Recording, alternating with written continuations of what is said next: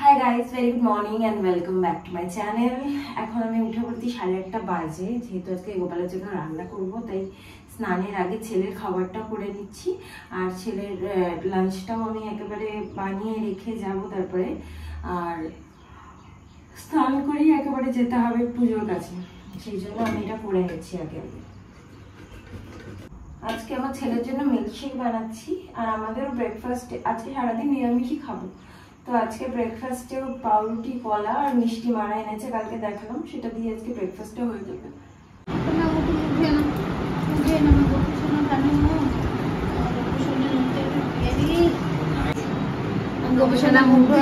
সকালবেলা সকাল না, অনেক 11টা বাজতে যায়।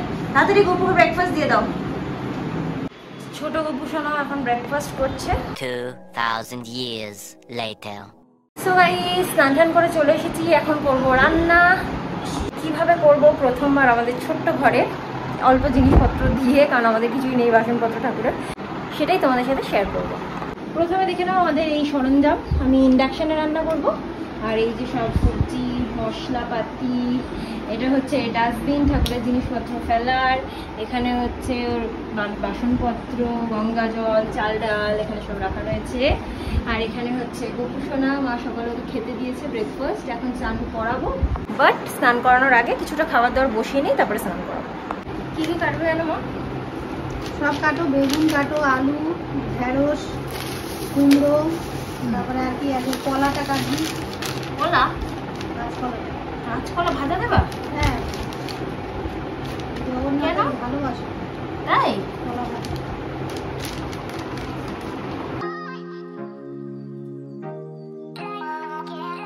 এখানে আমার সবজি সব কাটা কমপ্লিট, বাট এতগুলো সবজি ভাজবো না।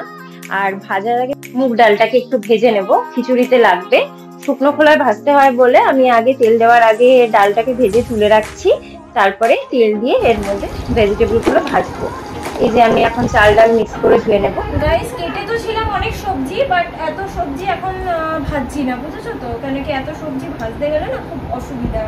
আসলে অসুবিধা বলতে হচ্ছে যে দেরি হয়ে যাচ্ছে, 2টো বাজতে যায়, এখনো পর্যন্ত কমপ্লিট হয়নি রান্না বান্না, বুঝলে তো? সেই জন্য না অসুবিধা হবে।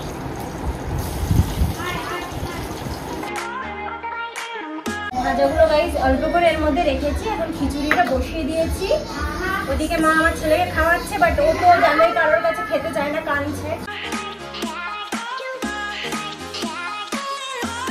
তো খিচুড়ি আমার কমপ্লিট। এর মধ্যে এখন দিয়ে দিচ্ছি ঘি আর গরম মশলার গুঁড়ো দিয়ে আমি এটাকে নামিয়ে দিয়ে তারপরে চাটনিটা বসাবো এখানে।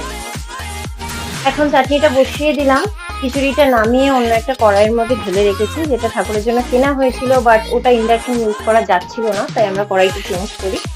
যাই হোক, তো এখানে আমার সমস্ত ইনগ্রিডিয়েন্টসও চাটনির মধ্যে দিয়ে দিলাম, দিয়ে এটাকে একটুখানি হতে দেবো। ততক্ষণে আমি গপুকে একটু স্নান টান করিয়ে সাজিয়ে গুছিয়ে রেডি করে নিই।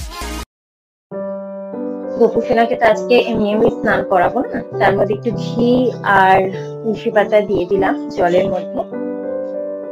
এরপরে গপু সোনার জিনিসপত্রগুলো একটু খুলে রেখে দিচ্ছি, স্নান করাবো যেহেতু। গপু সোনাকে কিন্তু দেখো এই প্যান্ট পরে এত সুন্দর লাগছে যে নতুন জামা পরানোর দরকারই নেই। ওম ভগবতে বাসুদেবায় নমঃ, ওম ভগবতে বাসুদেবায় নমঃ।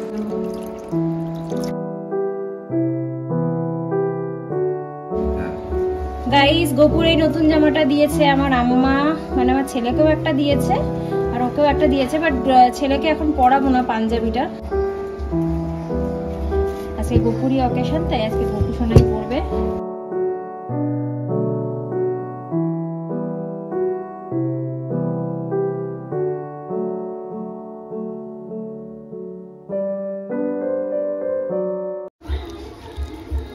এক ছেলেকে খাওয়াচ্ছি আর এক ছেলে কাঁদছে। গাইস, কি করবো বলো, মনটা কেমন লাগে। গপু সোনার খাবারটা বেড়ে নিয়েছি, এবার গপু সোনার পায়ে একটু ফুল দিয়ে, অন্য ঠাকুরদেরকে একটু ফুল দিয়ে তারপরে সবাইকে খেতে দেবো।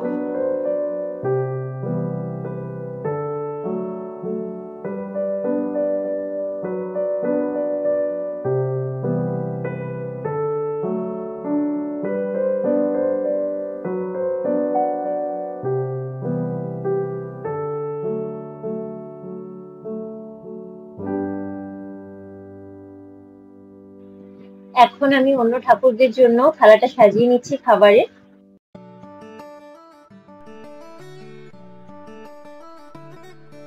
দিয়ে দিলাম ঠাকুরকেও ভোগ। জানি না কিরকম হয়েছে, তবে সত্যি খুব মন থেকে রান্না করেছি। ঠাকুরকে করো জোরে প্রার্থনা করছি যেন আমাদের ভোগটা গ্রহণ করে।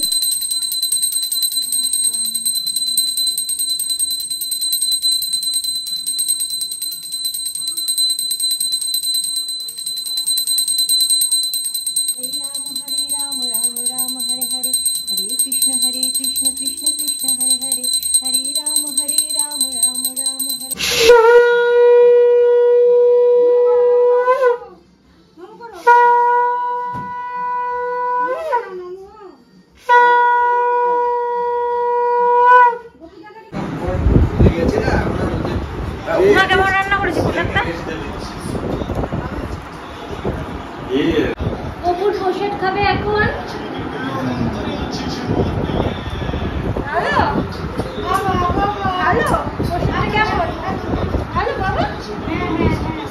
একটু চাটনি দিয়ে খাবে, চাটনি দিয়ে দেখি, একটু চাটনি দিয়ে দেখি, একটু চাটনি দিয়ে, মিষ্টি মিষ্টি চাটনি দিয়ে।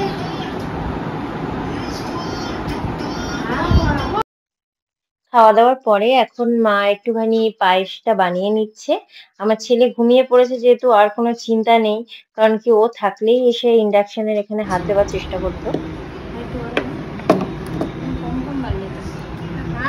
স্টিলের হাতা আছে তো, এটা লাগিয়েছে আমার একটা স্টিলের হাতা লাগাবো। তাই যেটা হচ্ছে গোপালের সন্ধ্যেবেলার ভোগ মা রান্না করলো।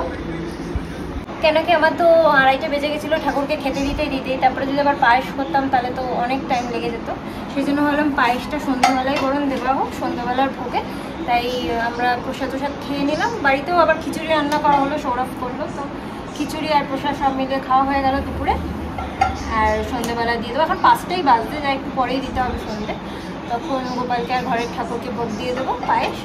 আর আজকে আবার এখানে প্রসেশন যখন আসবে তখন আমরা একটু বেরোবো ভেবেছি। তবে রাত্রিবেলা ক্লাবে খাওয়া দাওয়া আছে। যাই হোক, তোমরা তো দেখতেই পাবে পরপর কি হচ্ছে, সো দেখতে থাকো। সো গাইস, আমরা রেডি হয়ে গেছি, এখন যাবো রথে দড়ি ধরতে।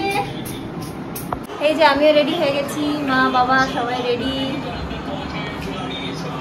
প্রত্যেকবার তো বিকেলের মধ্যেই রথ এখানে আসে, আমরা দড়িটা ধরি, বাট এবার তো দেখছি আসছেই না রথ। তো আমরা এখন গাড়ি নিয়েই যাচ্ছি, যেখানেই রথ থাকবে একটু দড়িটা ধরে আসবো।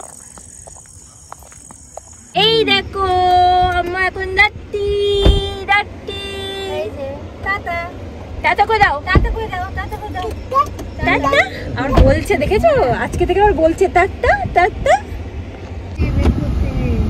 গাইস, আমরা রথের খোঁজে বেরিয়েছি এখন। বলটু যায় টাটা এখন। কান্দি কখন চলে আসবে? ওই তো ওই পাশে আসছে, ওইখানে আসছে। কোথায় লোক নেই?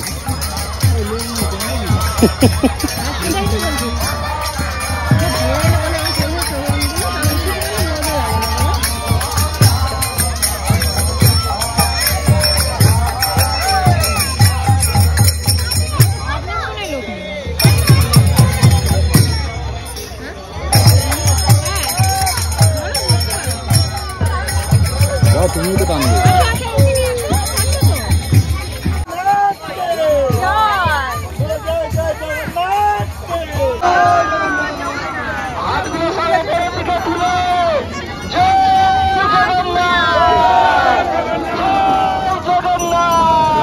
রথের দড়ি টড়ি ধরার পরে যখন রথটা চলে গেল, তখন আমরা ভাবলাম একটু মার্কেট থেকে ঘুরে যাই ফুচকা খেয়ে, কিন্তু এখানে এসে দেখলাম যে ফুচকার দোকানটাই বসে।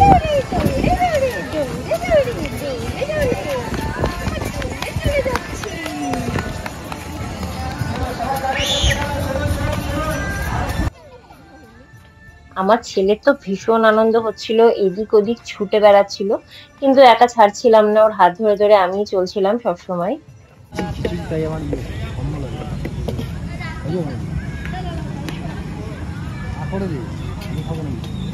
ফুচকা তো পেলাম না, বাট অন্য একটা দোকানে চুড়মুড় পেলাম, তো সেটাই খাচ্ছিলাম। গাইস সৌরভ আসছে পাপড় ভাজা কিনে নিয়ে। বাবাকে দিতে দিলে কেন তুমি? বাবা দিয়ে দিন, আমি কি করব? পাপড় ভাজা কে খাবে? আমি আরো নিয়ে আসছি। লাইটটাকে ডাক। না না, তখন পাপড় ভাজা এই করতে। হ্যাঁ গাইস দেখো, চিন্তা করো, পাপড় ভাজা খাচ্ছে, কিন্তু এই তেলটা না ভালো না একদম।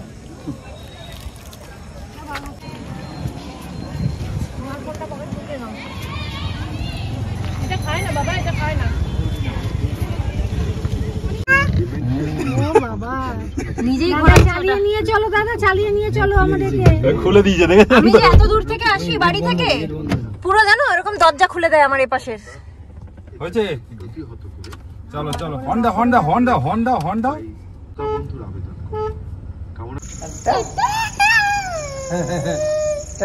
যাবো না। টাটা করে দাও। না টাটা করে দাও, টাটা করে দাও। টাটা টাটা বলো, টাটা বলো, টাটা বলো দাদা। বাবাকে বাবা ভিতরে ঢুকো। বাড়ি এসে গেছি, এখন আমি ছেলের জন্য একটু সাবু বানিয়ে একটু খাইয়ে নিই, তারপরে আমরা যাবো ক্লাবে খেতে। 10টা বেজে গেছে, আমরা আবার যাচ্ছি, এখন ডিনার করে আসছি। গাইজ আমি সামনে বসলাম, ও আমাকে টাটা করে দিচ্ছে। টাটা। চলে এসেছি ক্লাবে। বাড়ি হয়তো যেতাম না, কিন্তু আমার ছেলের একটু খাওয়ার দরকার ছিল, প্লাস একটু ঘুমানোর দরকার ছিল, তাই একটু বাড়ি থেকেও ঘুরে এলাম। কি কান্নাকাটি!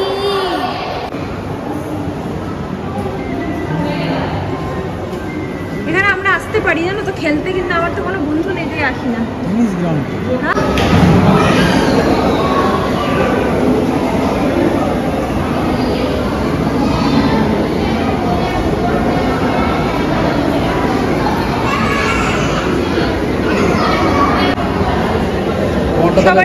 সবার হবে না, কটা হবে? একটা এমার্জেন্সি। কি একটা পার্সেল হবে এমার্জেন্সি। পার্সেল কা?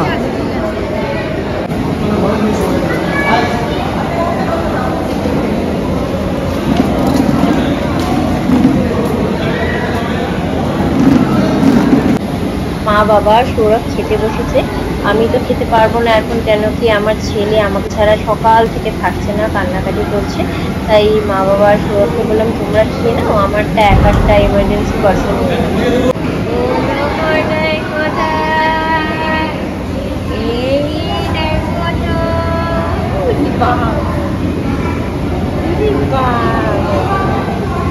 এখানকার ডিনারের মেনুটা তোমাদের বলে দিই। প্রথমে ছিল রাধা বল্লবী, তার সাথে চানা মশলা, এরপরে ছিল বাসন্তী পোলাও, তার সাথে আলুর দম আর ছানার ডালনা, চাটনি, পায়েস, আইসক্রিম আর মুখরোচক কি যেন একটা দিয়েছিল, পাস।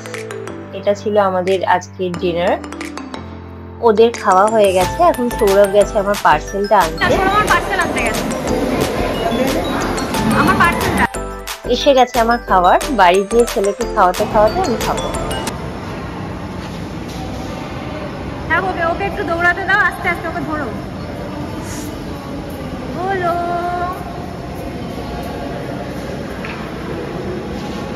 আমরা বাড়ি এসে গেছি, এসে ছেলের ভাতটা গরম করতে বসিয়েছি। সৌরভ গাড়িটা পার্ক করে আসছে, আর ওর ভাতটা পেস্ট করে দেব। সৌরভ খাওয়াতে খাওয়াতে আমি একটু খেয়ে নেবো।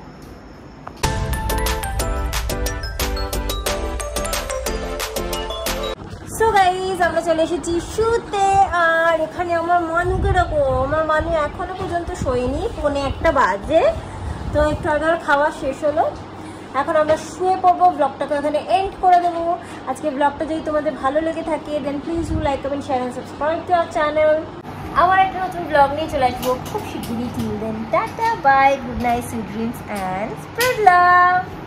টাটা। টাটা করো বাবু, করো টাটা করো, বলো টাটা বলো। গাইস এখন শিখেছে এটা বলতে, আরেকবার বলে দাও। টাটা।